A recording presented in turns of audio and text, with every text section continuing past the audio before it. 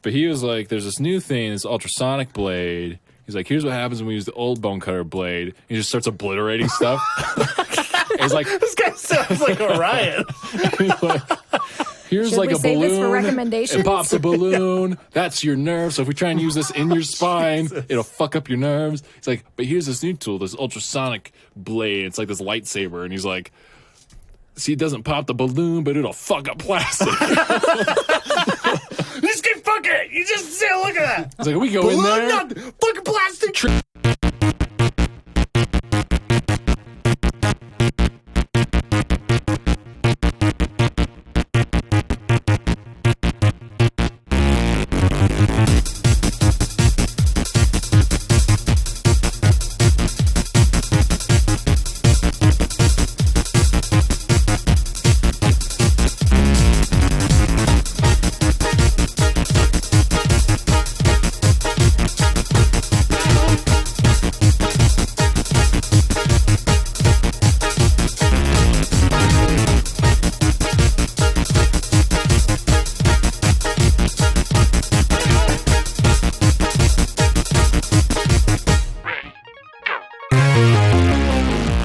Welcome to the Rewatchers on the Pod, where we are currently watching The Leftovers Season 3. You're here with me, Tyler Harris, and Gwen Hammer. Tyler McKinley. Justin Hammer.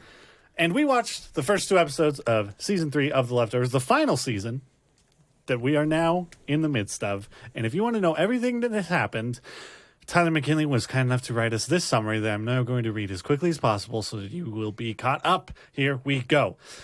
In a classic move, a pastor changes the goalposts. A redheaded woman doesn't know how spooning works. Meg forgets how old Siegfried and Roy are and that nobody from Gen Z knows who the fuck they were. Amazon is delivering all kinds of things with those drones now. Someone made a giant inflatable lorry. That's the one that, yeah. Beards are in, and Matt is all about fashion trends. Church and state are finding it hard to be separate when they're all going to the same birthday party. The dog Reaper is back, and he packed a lunch. Dogs are the new lizard people. Beards for everyone. John has become the very thing he swore to destroy. If Lori still has a therapist license, that shit needs to be burned. John and Lori form the morally dubious power couple to end all power couples. Also, they shred money. Shut up and make your wish, Tommy. Teenage activists been misguided. Religious group responding disproportionately. Totally not realistic. John's son, the Baptist, baptizes the bearded man who comes back from the dead. Tommy kills Red Foreman. Kevin won't allow any testaments to happen, whether they be new or new.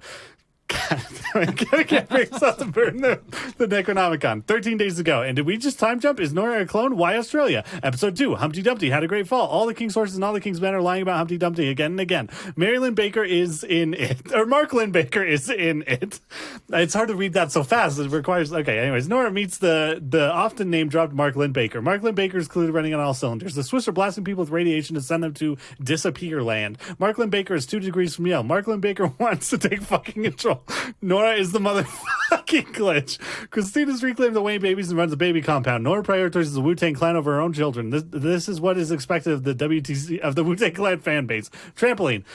Fuck. Tommy and Nora provide this exposition for Lily. Kinko's death prints, now a wombo size. The guy suffocating himself, and the woman considering shooting herself with radiation are totally happy. Don't fuck it up. Nora hears here's the call of Steve Irwin and answers. We finally made it into Australia. The critic from Birdman tries to see if Ozzy Kevin is a witch. Turns out he's not. Kevin's dad is in it. That's all. That's all the things. All right. Let's talk about everyone's favorite part of this show, Liv Tyler, and how happy we are that she won't be in it anymore. Yeah, holy cow, did the writers make a decision or what? It was a good decision. Yeah. It was the right decision. This is, I do think it's worth noting. I think we might have talked about it a little bit, but this season was like not going to happen. And Damon Lindelof was basically like, hey, give us 8 episodes. And HBO was like, all right. And so I think that very much is like, what's the real story we want to tell? Let's fucking get there. And so just nuked. Just a whole miracle. storyline. Yeah, totally out. If you want to know anything more about Evangeline, too bad she's dead. There's nothing else to say. And here we are. Was it 3 years later? 3? Yeah. Something like that? Yeah. Yep. I guess that will become important. But yeah. Lots of beards, big hole in the ground. Everyone's just welcome to come and inflate Gary Busey's to celebrate the departure. Yeah. I don't know. What are you guys' kind of first impressions of New Miracle? I feel like I had so many feelings about it, and I can't get my words. That's fair. That was a good sentence. Yeah, it was. I think it's good that I knew beforehand that it was like a last 8 episode, last ditch effort type of thing. It like definitely that whole scrapping of that storyline would have felt, even though I didn't love like that character or a lot of that stuff, it still would have felt really cheap and bad unless I knew that's like, oh. And then now it's kind of like, that was actually the fact that you did that is great. I mean, I'm kind of conflicted on it because there have been times where I've been watching shows. I'm like, oh fuck this storyline. And if the next season just started and they're like, listen, we know you hate that, we're not going to do anything with it, I might respect that. I don't know. It's kind of a. I mean, I guess Game of Thrones did that on an insanely large scale over the course of a season, but and that wasn't great. So never mind. Maybe I don't like it.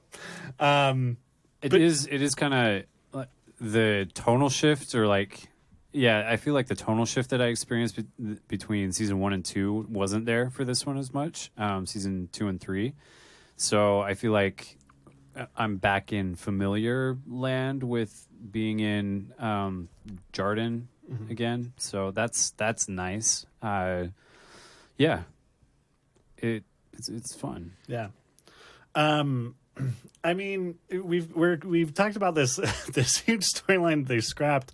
Also, they kind of like bring back a thread that when I was watching this the first time, I did not assume we were ever going to see again, which is the dog man, who we learn is just fucking insane in the most interesting possible way you could be insane. Like, I don't know. I think that whole scene where Kevin walks in and sees him, and it's like pretty much confirmed, like, oh yeah, he still isn't sure about this, and we're also not sure about this. And then the way that we're made very positive that's a real man is just, yeah, I love it. I think it's so good. I was prepared for like the most gruesome dog head out of that cooler.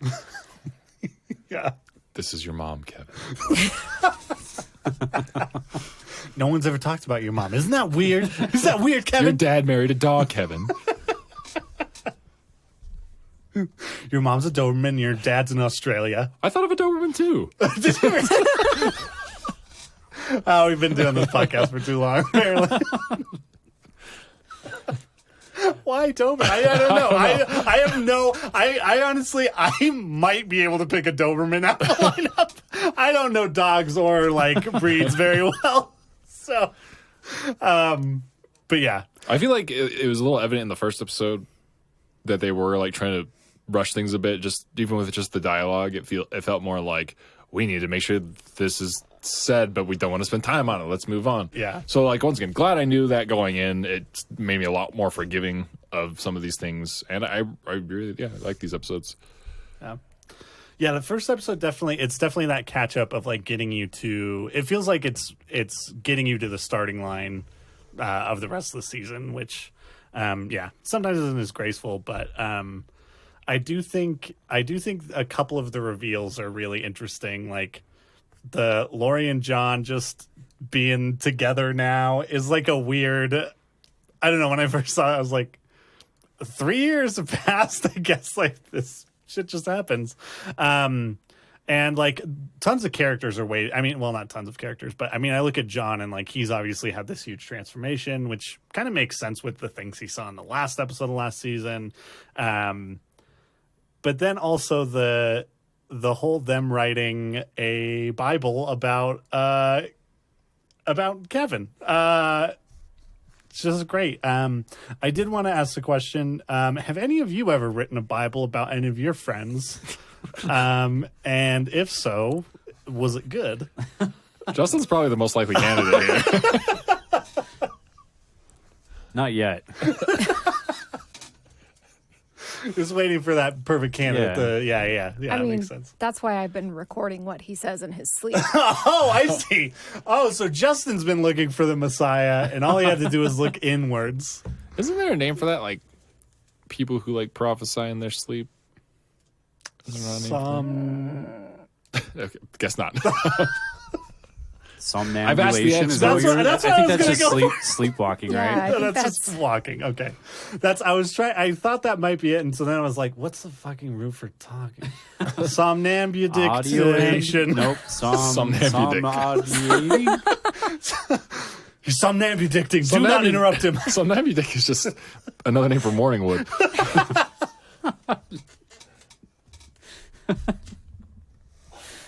Oh, yeah, good stuff. God damn it. That was probably my favorite thing in the episode, Yeah. though. Like, I feel like everyone stayed pretty true to character, and that was very believable that that's the direction it could go. John might be the only outlier there, but 3 years, like, Yeah. who knows what. And John just went through a huge a few life-changing events all at once, so it's Yeah. like you don't know where he could be at. And he was essentially he pulled the trigger on one of those, Yeah. deaths. So I don't know, maybe that's. Yeah, he was Longinus. Like the scene in the church with him, just obviously now one of these people trying to make sense of all the terrible things that have happened to him. It makes a lot more sense of him doing the psychic thing. It's like, oh, okay, I see. But why shred the money? Why aren't you just doing it for free, you fucking psychopaths? Because you're still taking money away from people. Don't do that. Yeah, that's true. I didn't think about that. They sell it as this hugely noble thing, and it's like All you have to do is do it for free, and then the people still have their $80 or whatever, and they get the comfort from the Maybe they're gonna make Upstairs. a giant paper mache sculpture of Kevin out of the money. Yeah, now we're You getting can't into use phone bills for into that shit. Yeah, I that's guess, now I we're getting guess. into the good church shit, the stuff that cool churches do. Just shred money and make giant statues of Jesus out of them. defacing currency is like a big no-no, right? So maybe that was conspiracy. There's a conspiracy. Yeah, the that defacing dogs. money is illegal. I could maybe see something Yeah. about like people aren't going to be as invested or as willing to like believe things if they don't pay for it. Okay, so make them do some push-ups or something. Cost 10 push-ups. You're right. I would be like, no, fuck you. I'm out of here. Or just Fucking go put hippie. it in their mailbox. Like, yes, make them pay you. Could be then they have the monetary commitment. They've done the sacrifice, which psychologically means they're more invested and willing to believe, right? And then just go mail it back to them. Why a fucking shredder? It makes me angry. Or buy like something cool for some orphans or something. Maybe they're Parents. something cool. Oh, sorry. Yeah, you're right. maybe they're doing the noble thing and fighting inflation. We started this psychic business so we could combat the inflation of the U.S. dollar. Now, if that's- 3% if every that's- year. Yeah. 2.99999. If that's got not it down. an infomercial that plays at 3 a.m. on like basic cable, You want to fight inflation? I got something to sell you. that's some real got the Dr. shredder Amp right here. shit. I was gonna say shovel yourself. Hey, is it true that if you take, like, I've heard this before, like, if you have, like, a half a dollar bill, you can go into the bank and be like, hey, I need a full dollar bill. And they'll give you, like, a full one? I have heard that. I've never I've tried heard it. that. Maybe that's a way to duplicate your money because you shred it in multiple. No, because you have to have the bigger half, and you can only turn in like the bigger bit. Gotcha. What if feel they're like- equal? There's something I watched. Then they laugh you out of the Oh, building. There's a scene in Eyes Wide Shut where Tom Cruise's character rips up like $100 bill, I think, for a taxi guy. That pisses me off all the time. He rips it up. He's like, you can have half now. You can have the other half when I come back. And that's like, but I didn't think you could like use a ripped up bill. Like, what are the rules on that? I don't know what the rules are for that. I mean, Stanley Kubrick, so it's probably real, right? Yeah. Yeah, All of his movies are based in reality. Kubrick firmly entrenched in realism. There's nothing. Man took us to the moon, all right? Turns out it was just down the street. All right, yeah. So they've got this Bible, which is awesome. Which they haven't made a copy of. Yeah, And I mean- handwritten? I don't remember. Was it handwritten with pen? I believe I so. think Matt says it's handwritten. And do they each have their own gospel? So is this like Oh, I don't Wait, know. The So- sequel John book. Why was Son of John, why did he fold down the laptop? Because he was, maybe he was transcribing it. Actually looking at porn. Matt was just covering for him. Did he see that? Matt cares about Kevin's soul, all right? But not Son of John. No, it's an ongoing process. Matt's life goal is to make sure Kevin doesn't see porn ever, so he stays pure and holy. Cheat on his wife. But no titties. Wow. Oh yeah. So yeah, I'm trying to think what else in that first episode. A lot of Tommy. Maybe more Tommy than we need, but you know. Yeah. Tommy's a Dude, I cop want now. to fucking strangle him at his birthday party. Like, what do I wish for? Yeah. If someone did that in real life, I'd be like, okay, last birthday party I'd come to. Here's the thing. I mean, we've dedicated a good chunk of time talking about Tommy's fucking bullshit on this podcast. But like it really does feel like the writers are writing and they don't know who's going to be cast yet. And they're like, surely they'll pick the right person for this, but they're still doing it. They know who's playing him. And like, I don't know. Like, if you just take the dialogue, it's like he's supposed to be like this really like weirdly playful and likable, like like in his early 20s. Well, now like mid 20s, I guess. And it's just every time that he has to do that, it's just weird. I don't know. It's like if you changed the music and like color corrected this slightly differently, I would 100% know he was a serial killer. Like that's all. Like there's minor changes you need to make. Like the performance is there. And Okay, well, he was a cult member, so maybe that's where we're going. it's true. Could We're be. going to take Could a be. hard left into serial killer. Oh man. Forget all this mystic bullshit. Yeah, Serial killers, true crime is what is selling that's true. in 2018. No, yeah, for sure, for sure.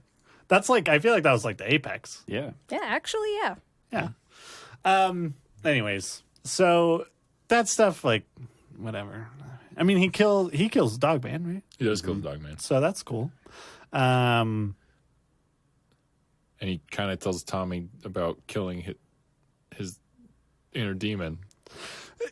Yeah, that was And her bodyguards. He omitted pushing a little girl into a well, though. His delivery is the best because that is pretty believable. I guess like he let something slip and now he's just trying to like yeah, it's fucking bodyguards. it does feel like that friend who's like, oh yeah, one time after he's just seen his friend kill somebody. Yeah, I had to kill like 6 guys one time.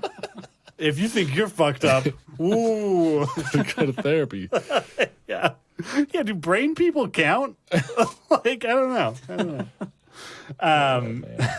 But yeah, that's all very fun. So they don't say it, but I'm assuming John and Matt have beards because Kevin has a beard, right? Like they're like, our Messiah has a beard, so we need to emulate him. I think that's probably fair. Michael sucks at being a follower apparently because he can't grow a goddamn beard. I mean, it's either that or like the new state of miracle means that everyone's listening to a lot more roots rock, and it's just happening. They're just growing beards. So I think it's definitely one of those two, though. Maybe Michael is Judas. They're like they did rock paper scissors to find out who was going to betray Kevin. Right. You can't grow a beard. Also, rock, paper, and scissors for who gets to be Judas makes perfect sense with those guys. And it sounds like Matt's idea. They're all just like sitting around the laptop, like, all right, one of us has got to do it. He's every time that like Matt is playing, he's looking deeply into the eyes of a picture of Job. Please let it be me. Please let it be me. Oh yeah, we do learn Mary leaves. Yeah. Mary's like, of all the crazy things he's done. I mean, to be fair, that's pretty far out there. Writing scripture about your friend is... Well, and preventing you from leaving town, that is straight up abusive. Yeah. Yeah. Which I was so mad at fucking Kevin. Justin had to tell me to be quiet because I was so mad. When he was like... Shut up, Kevin. You might just just go back. He took care of you. Yeah. Yeah, Kevin has a real problem reading the nuance of situations, which is great that he's a cop. Like, good, great. Not just a cop, he's the cop. The cop of Jordan. Just hiring other people to be deputies. I mean, he learned from the best. Eye Patch, Snake Eye, whatever the fuck her name was. God damn. I wish that the beginning of this, like after that nuke drop, we just got one cut of her just in a room closing a case file, just being like, "Rest in peace, motherfuckers." Going out and turning the light off. That would've been the I real want to button see I where they're just wanted. both detectives together. God, yeah. But yeah, Nora. So in the first episode, Nora is like is an agent now with the DSD, where she is like. Now they're like, not only are they like quizzing people on what happened, but they're like fucking hunting down leads and like investigating shit and ruining people's lives. Which, yeah, I don't know what to think about all that. But is there anything else from the first episode? Jill has like the smallest moment. Yeah. In I'm this assuming episode. we're never seeing her again, or maybe like the last episode. But Yeah, I mean, yeah, she's at college. So Yeah. Jill escaped, is what you're saying. Yeah, Jill got out. all the getting was good before her dad became the Christ. Christ Jr.'s off at college. Christ Jr. There's something there. That's gonna be But yeah, I'm trying to think. Am I forgetting anything from those first episodes? He doesn't that burn we the need to talk book. about? Sure. And then the very ending, the Australian nun. I suppose that's what she is. Oh yeah, yeah. We That's could have. like Old Nora. So Yeah, I'm interested for your theory on same this theory one. that goes with everything else, and maybe not the only. There's a cloning facility in Jordan, or Australia. Twist, they're the same place, and she's just a clone, man, because someone wants to control the Christ, right? Oh yeah. And so they're like, well, we just gotta keep throwing this woman at him because she's had success. So And if he's clone never her. gonna die, they're gonna need a bunch of Noras. Nora's just Mary Magdalene, and they couldn't get Monica Bellucci. Who can? Apparently, Mel Gibson. Blew my mind. So that poor cult woman at the beginning of this episode, the preacher guy had, was it pigeons or was it doves again? Aren't doves just pigeons? I looked it up. They are not the same thing. I They are very closely related. thought they were like a subspecies of pigeon or something. No. Oh. At least according to the 2 sentences that came up from Wikipedia on the Google search, which, makes me an expert. That's it. That is true. So he had the birds going in and out of his prediction board. Is that what that was? I assume something. Yeah. And then we've got pseudo Nora with the doves. She's I'm sending smart. them I back make through time. connections. They're time traveling doves. I Makes see. sense. Makes sense. So she's fucking with him. She's like, yeah, we all think the world's gonna end sometime. Yep, 2 weeks. Oh yeah, 14 days from now, whole fortnight. Well, maybe she's just writing like the month and day of events, but not the year. And he's like, it's got to be this year. She doesn't know where the portal goes or who's on the other end. She's just, jotting down Wikipedia dates and tossing the pigeons in. This is fun. It pissed me off way more than it should have, where everyone's spooning in the church and she comes in, like, goes way too far down, and is like her face is in the middle of that person's back. And I was like, That's why she didn't get twinkled, is because she was bad at spooning. probably. That's a good reason. But all those other people are pretty good at it. True. I like how you use the Mormon slang there of twinkled. Oh, damn it. It's not translated. It's raptured. Raptured. Yeah. Rapture. I love a good rapture. Yeah. I think we've pretty much got kind of that first episode. Episode 1 is in the bag. Let's talk about Nora. I want to talk about Nora because Nora pissed me the fuck off. Okay. She's so mean. Why is she so mean? She's got her own deal and she's clearly dealing with the same shit everyone else is. Why is she so mean to the people? That's my hot take. No, I don't feel like that's a hot take. She's there sometimes I'm like, why are you such a dick? Yeah. Like, what's going on? You need some therapy, man. I mean, to be fair, I think there are other times I've thought that about Nora too, where I'm like, what is, like, I don't know. I did. Why you gotta hurt people when you're hurt? You know what I mean? Yeah. We're all hurt. Let's more hugs. Let's punch and. I know anger is part of grief, but don't take it out on the crazy people in the middle of the town. I mean, didn't that woman charge Kevin like $1,000? Or no, wait, she was going to give him $1,000, but he had to spank her son. Or Sorry. Hold on. that's the same woman from. I'm really out of. Wait, is that the same woman? That's the same woman. That was the same woman that Matt went to in the Burning Man camp, and she's like, "Whose job's wife? What does she talk?" Yeah. You're right. Yeah. Sorry. I was like, well, you said Kevin to spank, and I was like, Oh, Kevin. When did a woman ask Kevin to spank her son? Sorry, But Matt. yes, you are right. That is the same woman. Yeah, with that he wasn't hitting him hard enough. That was no, but none of that justifies that at all. But it's like Totally missed that. here's the theory. If Kevin is Jesus, Nora is Satan. If she's not a clone, we'll put these. Okay, two- yeah. Or Because you can't She clone could- Satan. you His could. DNA's too finicky. because doesn't have a body. Yeah. They As tried. it says in They tried Leviticus. it. Because he's Satan's like, listen, God, I got a plan. And he's like, I fucking hate your plan. You're not going to Earth.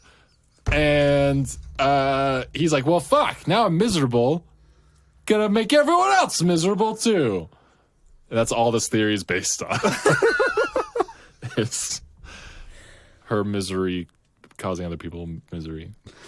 I buy it. It's definitely. And we all know that her, like Satan and Jesus. I mean, you look up that on Pornhub, you can find some stuff. You look at Da Vinci paintings, and you know there's some shit going on. Like, so people thought Satan was just fucking everyone, Yeah, and there's that one like the guy carved that super hot Satan. Like carve another, was like, I'll make him sexier. the nipples are even bigger. I just want to be there for that conversation. People are getting way too hot and bothered worshiping the Lord because of your fucking statue. We've had 4 women with the vapors this morning. Fucking do it again. Oh man, yeah, I took humanities through the arts. We spent like a whole section on like overly sexualized religious statues, like the whole. There's like, isn't there like one of Mary and there's like an angel with a spear and it's supposed to be very like Phallic. yeah, well, like she's like orgasm, like her face is like, oh, it's supposed to be like she's got the Holy Spirit, but she's just straight up orgasming. This guy's got like a spear penetrating her, and it's like, okay. I'm so glad we're talking about this. College degree worth it. Oh man. Yeah, but yeah, they're definitely Jesus and Satan. They're opposing forces in the world. To summarize. Yep. And Anyway, Nora. anyways, okay, it's totally what Nora did is pretty fucking illegal, right? If someone came up and hung up like an autopsy picture of your like dead husband, is that really where they're like, yeah, husband and wife, yeah. I mean, you're taking legal action, right? I mean, people are getting away with putting up giant inflatables of Nora. Like, you gotta. Of Nora? Gary Busey. Oh, of course. Oh, No, God damn I it. see what you're Lori, saying. Nora, fuck. Kevin, Matt. It's not the same. Yeah. Yeah, there is no law, It but all goes back to Adam and Eve. They're all the same. yeah, so that's I mean that's we've gotten way ahead of kind of where we are now, but like so her job now basically is like departure detective, just fucking checking shit out, investigating stuff. And then does she get a phone call first? Is it just like an anonymous phone call where someone's like, Yeah, she's just like walking to her car. yeah. Do you guys ever dream of getting, here's the thing. I could get an anonymous phone call. I would have totally missed it. I never would have answered. Never. Yeah, they would have to be like, "Oh, it's my mom." Okay, fine, I'll fucking answer the phone because, yeah. But man, I don't think an anonymous phone call is going to work in 2021 to get me into another dimension. They're going to have to do something else. Email. Email. At least, another dimension would at least not be my social security number has been stolen or the car extended warranty for the 30,000th time. That is true. If someone mixed it up and left a message that was like, "Hey, we want to transfer you to another dimension," I might call back just to see what's up. But yeah, so they call her. She gets the money to go out. She basically is paid by her job to go do this, find out if this thing's a scam, supposedly. Marklyn Baker's there, America's sweetheart. Who isn't going to trust Marklyn Baker? What do you guys, is this real? I guess is the question I have. Do you guys believe that they are sending people to the departed zone? No. Okay, no? I mean, don't ask me that question about this fucking show. Well, because they specifically said, like, look, here are all these smarty pants people who wouldn't be taken in. But smart, educated people get taken in by bullshit all the time if they're in pain and they're vulnerable. So that's what I like got a World from War that. II. That's, I mean, Yes. yeah, I feel like World War II is like a big enough event. Like, it's, everything happens. You can just be like, You can throw that. it's just like World War II, Yeah. man. That's why I said it, because you can say it after anything. But I don't know, man. Everything in the show is like, is it? So I Yeah, don't but know. the only is it has been Kevin. What? Also, I Like miss, the only is it that's been it? yes. Listen, we've got is-its, we got in-its. And we've got only one is it and a bunch of in-its. That sounds like a putting an E in tattoo it. someone gets. The is it that is it? That's going to be my first tattoo. Side note, I really miss Patty saying Kevin. Kevin? Kevin? Kevin? I can't even do it. I do miss Oh, that's Patty. better than I could have done. Yeah, that was very good. Yeah, she is sorely missed. I love that brain woman. Justin, where are you falling on real dimension travel? Is it or in it? I think that, I mean, I don't think that the dimensional travel is real, but I think that there is probably a group or whoever these guys are doing enough work to convince people to do whatever it is that is getting them killed. I think that people are actually going through with this and they are being killed. Gotcha. So you think they are being killed? Yes, I think it's whatever is happening is them actually dying. This is going to be where the show ends, isn't it? Like that's going to be the big thing. It's going to be like it's going to end. It's going to end with Nora getting bazoomed, and But then we don't get future then, Nora. yeah, then we're. Yeah, I was gonna say we've seen old Nora. So what is So then it's like oh yeah, what is fuck. that? Maybe she's No, getting transported in no. the future. Because Australia in this universe is an alternate dimension. So it's not future Nora, it's alternate Nora. Oh, I see. Or Australia's just hell, like everyone knows it is. There you go. There is reference to that in the show too. The weatherman talking about literal hell weather or whatever it Yeah. was. That guy's a dick too. The weatherman? Yeah. I think he was just Because talking about being because hot. he's making fun of the people who are afraid of this huge anniversary. He's like, we're gonna have blood and locusts, and I'm so clever with my biblical allusions. Oh, I didn't Dickhead. think it was like a. Wait, there was like a thing he was referencing, like an event. I think it's just because the end of he the was world is talking coming up. about Oh, the anniversary of Oh, I didn't put that together. I thought he was just October or being a funny weatherman. I was like, No, Maybe it was he a thought bit he on was being SNL. funny, but he was That being a actually what was dickhead. on. It's Yeah, just an there it is. SNL skit. Point is, Behind the don't be scenes. mean to people who are in pain. Yeah, because they'll hang up pictures of your dead relatives. And people at Kinko's will just print that shit. Yeah, the guy was like, okay. It made me think, I mean, yeah, anyone who's printing anything just off of thumb drives that people come in, they've seen some shit, right? Like, they've clicked into a wrong folder once and been like, oops. Yeah, they don't get paid enough to say no. My dad worked at a camera shop when I was younger. That was like his main thing. He managed, I can't remember the name of the store right now, but that was like what he did for like probably the first 13, 14 years of my life, I think. And I remember him talking about stories where he'd come home because they would develop film that people would bring in. And I remember him telling my mom, like I just overheard the conversations about like I had some old lady come in today with her film canisters and she had gone on a cruise recently and all of her pictures were of her and this cruise without any clothes on and everything. So yeah, it definitely happens. Man, that is another one of those things. Like, people are never going to know about like video rental stores. Also, you don't have to develop Yeah. your nudes anymore. Like, it's just like you just, but there is what a weird hurdle to have to jump to be like, first of all, I got up the gumption to like take these Do it of myself. Yeah. And then you got to go. Yeah, exactly. I have to go look another person in the eyes, give them $10, and hand them this canister of I secrets. got up the gumption to take these nudes of myself is a great sentence. It's like Tinder texting.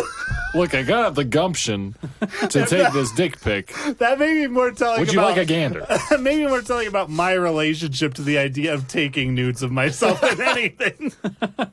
Because it would take some gumption. I don't know. I like to remain a mysterious individual in some ways. You always at crop least. off your head, dude. No one's gonna know. Yeah.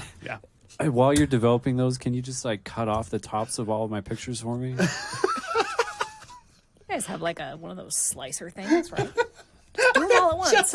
Yeah, it's just out on the counter where everyone's walking around. Just guillotining your nudes out in public. It's gonna be my next screen name. Guillotining your nudes. Oh my god. How did we get on this? We were talking about FedEx people. They printed out a dead body, man. Okay, so let's. So we get the whole tattoo thing with Nora. We also get the woman's name. I'm not gonna remember. Erica? Erica. Thank you. And possibly the weirdest scene in this whole show. Yeah. And there's been some weird shit in this show, and the weirdest thing to me was them jumping on a goddamn trampoline with no context. Well, also, they both birthed multiple children. There's no way they weren't peeing their pants. I'm sorry. It's a thing. Really? No trampolines for you anymore, huh? I have birthed multiple children. No trampolines for me. Wow. I have no idea where to go from Has here. your world just shifted? Are you? Here's the thing. I stumbled into a conversational cul-de-sac. I don't want to step in any direction for just in worries that it's a misstep. So I was waiting for someone else to pick it up. How about we talk about how Angela's living in a really nice house? I am Yeah, curious to know Angela. what's I'm glad that yes. Erica, yes. sorry. Angela Abar, Erica. I do want to know what's going on with her because, like, obviously, she and John are split up. She seems like she's okay with stuff. Like her conversation, maybe not okay, but like the trampoline stuff maybe throws a wrench in that theory. But like just her conversation about like I was able to bury my daughter, which. Did you bury your daughter? Because we learned previously that they match dental records, so there's maybe not very much left of her daughter to begin with. I don't know. Well, and is that just the like certainty that even she's having dead? something, and that's also like that's interesting because she doesn't question, at least right now, as far as we know, she's not questioning whether or not it was Evie, whereas John is like. Evie's disappeared before. She's done it before. Maybe she's just doing it again. She's going to come back. And so, which is, yeah, that dichotomy or the juxtaposition between those two characters is really interesting. And then also like the way that Nora and Erica interacted in season 2, and like that scene that we had where they were just like attacking each other too. And now we're at a point where Nora is going to her seeking comfort. Like, yeah, this is something that I'm very intrigued about as to how we got here. Maybe I'm forgetting something from the end of season 2. Yeah, I'm very interested in the dynamics between Erica and Nora right now, because it seems like there's a lot of stuff that that has happened in the last 3 years that we're not aware of yet. So Right. yeah. Well, and we also kind of in those, to address them in those things, we do have Lily is gone. Like, Yep. We have like some very like specific and like pointed shots of Nora holding Matt's son at the birthday party and stuff. No mention of Lily, and then we have kind of that scene where she drives out and sees her, and that's a real uncomfortable scene. And it's really heartbreaking. But yeah, Nora's that person who just does all these things that you think about sometimes. We're like, man, what if I got shot by a gun? Who could shoot me with a gun? Someone I'm paying that can't say no. Like, just the way that she handles problems is so foreign to me, for sure. I'm like, I'm just going to stew in it until I break. And then I'm going to be fine for a few days. And I don't know which one's better. I don't know. I honestly can't say. But yeah, that whole thing, and kind of that like also a weird kind of tying up of like this kind of loose end, I guess, that when I like going into the season, I didn't really think about that. I just assumed like, yeah, Lily is theirs now. Legally, that's what would happen legally, right? I don't know. I didn't look this up, but I wonder, like, if a mother abandons a child. They did go and, like, adopt her, didn't they? Right, yes. Yeah, adoption, as my wife put it, is no take-backsies. Like, which is why I think Nora was like, with their conversation with Tommy, was like, listen, what's her face? Lily's mother. I can't remember her name. Christine, yeah. Christine came to me. I'm not the one who's fighting her. She came to me, and I agreed to give her daughter back.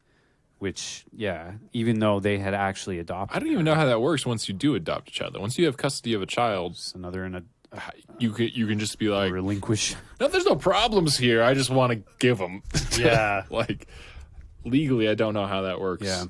Yeah. I don't get that. But I had forgotten that bit that you brought up, Justin, about her, like, I don't know. So yeah, some kind of like arrangement was made. Which, yeah, I don't know. That's Also, some Christine, heavy shit. I didn't see any other parents around. Oh, really? Christine I didn't know. just has a bunch of babies. Maybe she's got all Wayne's babies. Oh no, the Wayne army She is collected thriving. them. Yeah, and she's building something. A mech. Piloted by 13 babies. She's been out there a rigorous training program.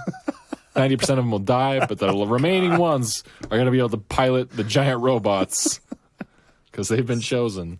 Evangelion shit kaiju. right now. But yeah. Anyways, and then we have that scene with Mark Baker we kind of talked about briefly. I'll be honest, I would not have recognized Mark Baker From the previous season. Well, like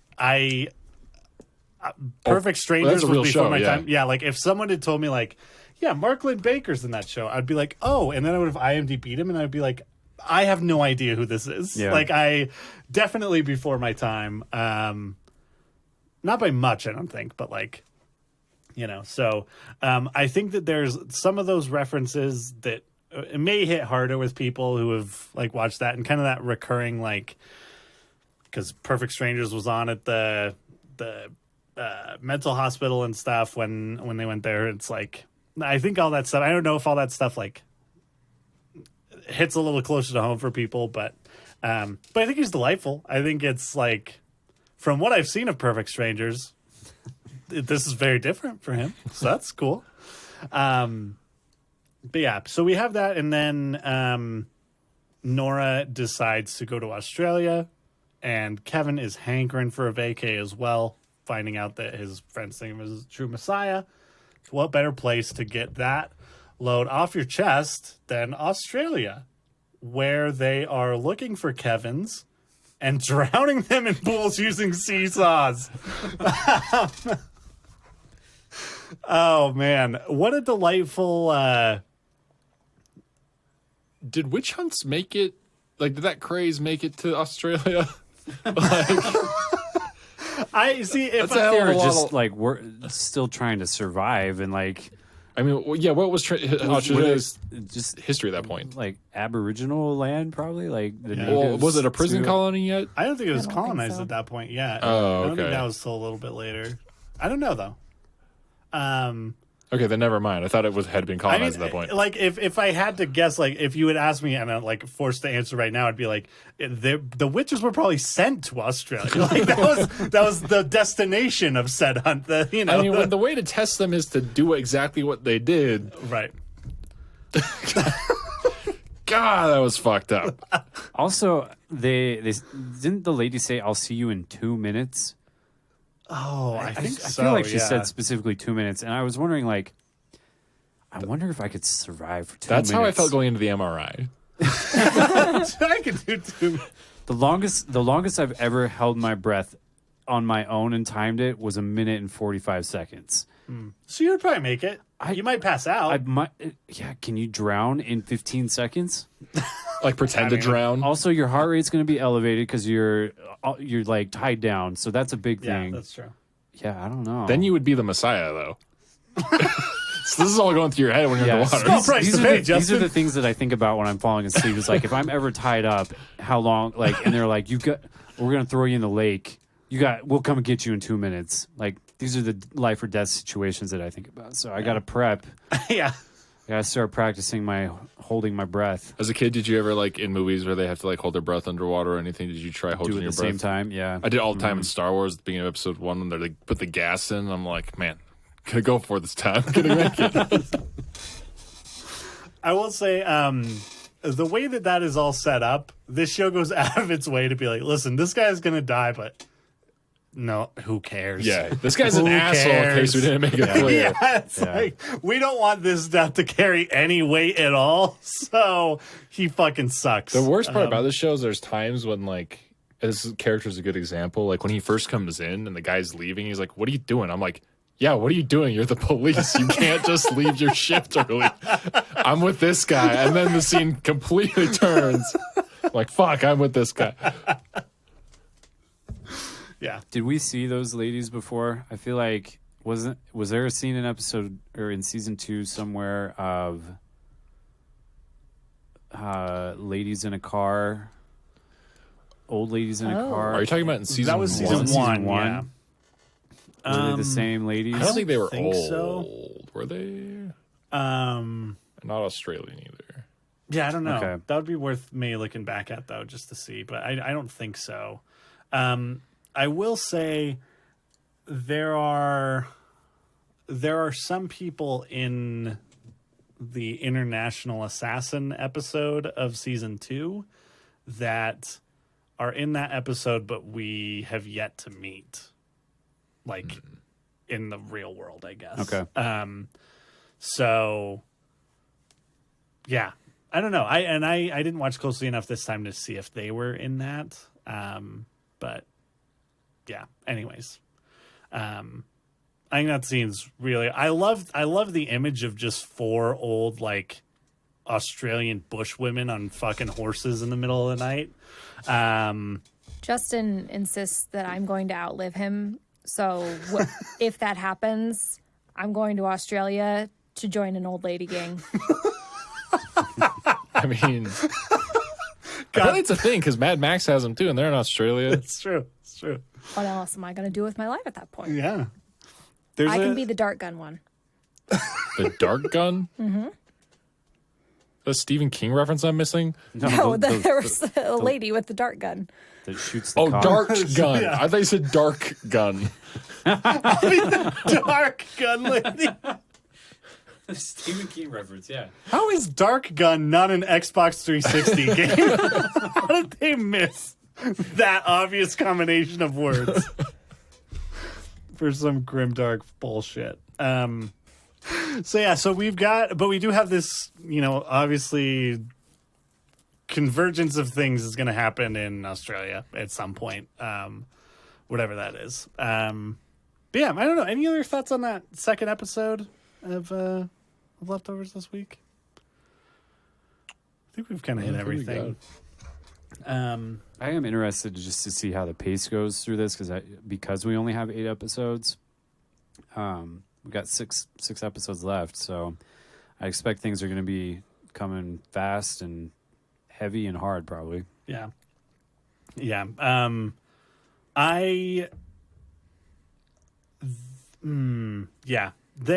some of my favorite episodes of the show are coming up. And I think they do some real good, weird stuff. Some stuff I think people might not like. You looked at me when you said that. People. No, but I'm just interested to hear kind of those reactions as we go forward for sure, because it's weird. It's a little different. But yeah, so for next week, we'll be watching the next 2 episodes 3 and 4 of season 3 of The Leftovers. So watch those. We will talk about them next week. And if you want to email us about The Leftovers or tweet us, blah, blah, blah, you can email us at rewatchersofthepod@gmail.com or follow us Instagram and Twitter at rewatcherspod. And we'll be back after a brief break with some recommendations of other shit to watch. Thanks.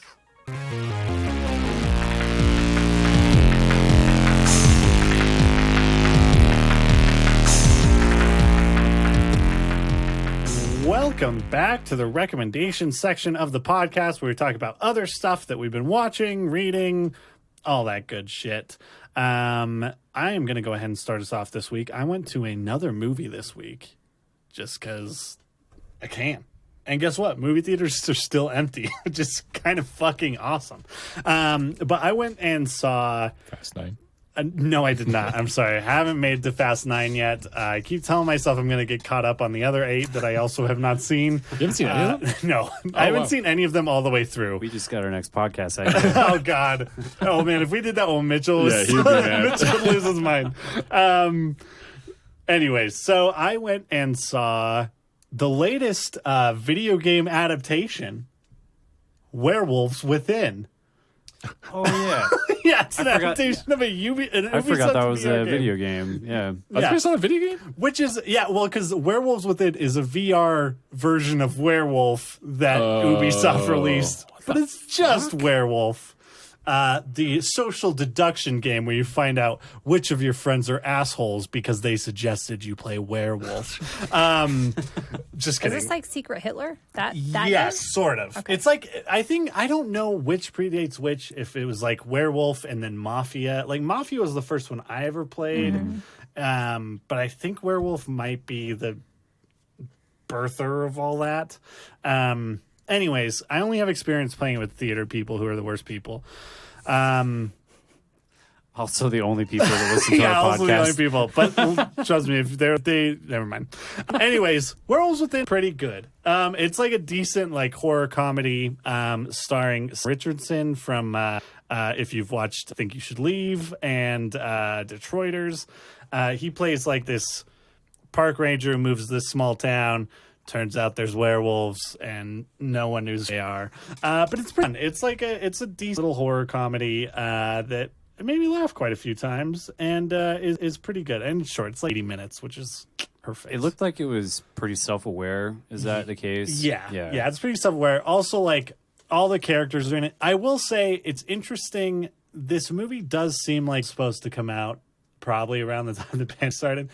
it's amazing to see how some of the like right and left wing jokes have already aged in a Really? way that's Yeah. weird. But it was good. It's a fun little movie. Lots of great like comedic actors in it. The other thing, I have also been watching Mythic Quest. I got my week trial of Apple TV, and I watched the first season of Ted Lasso and 2 seasons of Mythic Quest, and canceled before I gave them any money, which is, I think, the first time that plan has actually worked for me. So I watched Mythic Quest, which is another Ubisoft-produced media thing, but it's basically Charlie Day, Rob McElhenney, and Megan Gans, who all are from Always Sunny, have now are making this show that is basically an office sitcom set in the office of like an MMO RPG. And it's pretty good. Like, it's actually, you can tell that the people writing it actually know video games for the most part. And like, there's a lot of dumb shit that's just going to be in every show like this, where it's like, yeah, I animated this whole thing, and you're like looking at the game and you're like, this game looks like it sucks. But like, that's, you know, I feel like even that is kind of poked fun at in the show a little bit. But it's pretty good. It's nothing like insanely great, but if you're looking for something to kind of like watch while you're doing something else or working on, it's a pretty good background show. And the last thing that I have to recommend is I picked up Mario Golf Super Rush this week on my Nintendo Switch, because I've bought like every Mario thing that's come out this year. I've never been a Nintendo person. I've never like really owned one except for Game Boy. And I don't know. I think I've bought every Mario game that's come out on the Switch, which is a gaggle. There's a lot of Mario games, and for the most part, they're pretty good. I freaking love Mario for some reason. But Mario Golf is really good. As someone who kind of like dabbles in a lot of golf games, Mario Golf's really fun. And they're basically like, yeah, now everyone tees off at the time and you just fucking run. And you can tag people, you can punch them, you can like bump their ball into like the rough or the water or whatever. And it's really fun. I'm actually having a really good time with it. So yeah, if you're interested in golf games or Mario, or fuck it, both, this game's for you. Go check out Mario Golf Super Rush on the Nintendo Switch.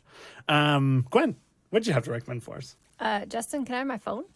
And while he passes that over, I'd like to recommend cheese. Cheese is food, and everyone should eat cheese. Where do you get your cheese? Harms.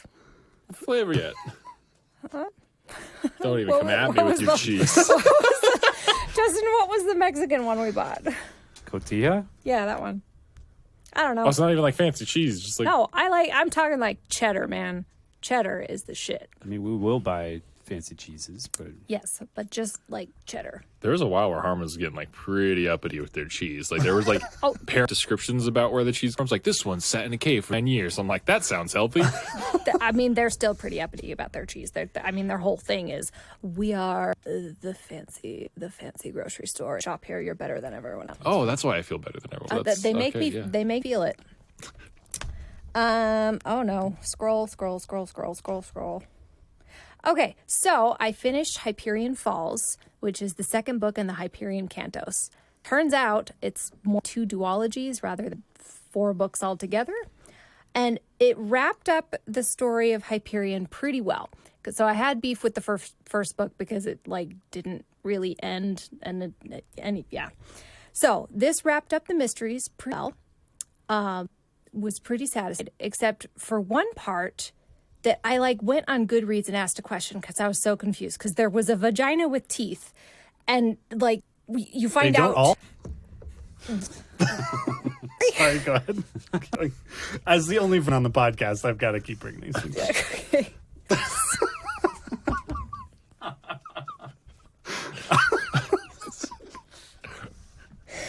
I'm okay. So there was a vagina with teeth, and like it was not made clear who the vagina belonged to, and I just am not comfortable with that being left unanswered. So Like, was it just like a weird whole situation? Like, how do you not know? Like, was it attached to a person? yeah, so there was one of the A pilgrims. disembodied toothed vagina? One of the pilgrims was having sex with this sexy woman, and she turned into the Shrike, and he had to withdraw his penis from the vagina with teeth. Like, it actually said, like, toothed vagina. Like, those words were actually in the book. Yeah, it belongs to the Shrike. But Sexy Shrike. You just answered but it. when you find out who the woman is, like,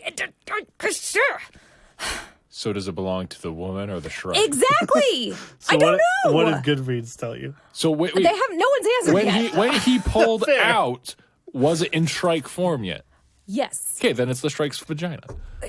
but we meet this woman later when we find out who she is, and Does she have a tooth vagina then?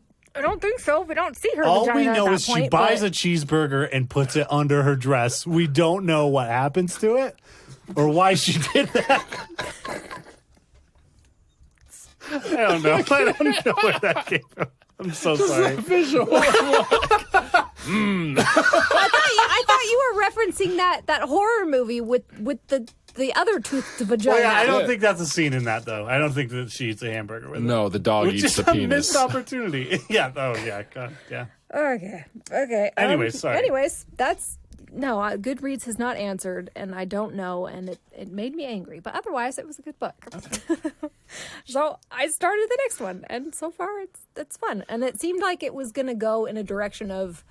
There's this child prophet, and I'm going to marry the child prophet. And I was grossed out. But then the book was very like, we are not going in this direction. Thank you, sir or madam. So I'm keeping going for now. So is it? So you said 2 duologies. So is this new book that you've started It's still kind of a continuation, or is it It like? is, but it's following the child of one of the original pilgrims, Okay. and then a Hyperion native and an android. Okay, So so it's it's like a like- new set of characters, and Mostly, Okay, yeah. cool. Mostly. I mean, it's following, like, there's a lot of carryover. There was a lot that was set up by the first duology that's now being explored further. interesting. So maybe I will find out about the toothed vagina. Yeah, I don't they're think like, so. wait till book 4, baby. That's what they say in Goodreads. Introduce floss. You would have to brush them. I mean, it, Can you imagine getting a cavity there? Holy shit. Does the tooth fairy come for? Root canal. God. Wow, this is a Oh, I nightmare. didn't even think about that. Are they like molars? Are they like normal mouth teeth, or are they like all like velociraptor teeth? Yeah, they carnivorous. Yeah. Carnivorous. Carnivorous. I'd probably just laugh if they were molars.